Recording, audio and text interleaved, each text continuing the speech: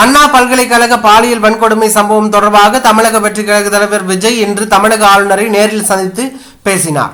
அப்போது இந்த சந்திப்பின் போது தமிழ்நாட்டில் சட்டம் ஒழுங்கை பாதுகாக்க வேண்டும், அனைத்து இடங்களிலும் பெண்களுக்கான பாதுகாப்பை உறுதி செய்ய ஆளுநரிடம் விஜய் கோரிக்கை வைத்துள்ளார்.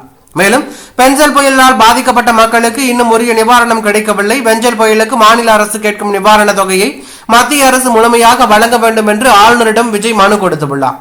நிலையில் விசிக துணை பொதுச் செயலாளர் வன்னியரசு ஆளுநரை விஜய் சந்தித்திருப்பதை கடுமையாக விமர்சனம் செய்துள்ளார்.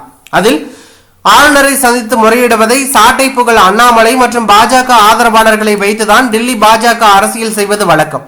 இப்போது தமிழக வெற்றி கழக தலைவர் நடிகர் விஜய் அவர்களை வைத்து அரசியல் செய்கிறது.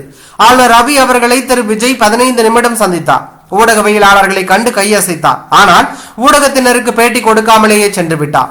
இதற்கு பெயர்தான் எலைட் அரசியல் என்று வன்னி அரசு விமர்சனம் செய்துள்ளது பரபரப்பையும் அதிர்ச்சியும் ஏற்படுத்தி உள்ளது.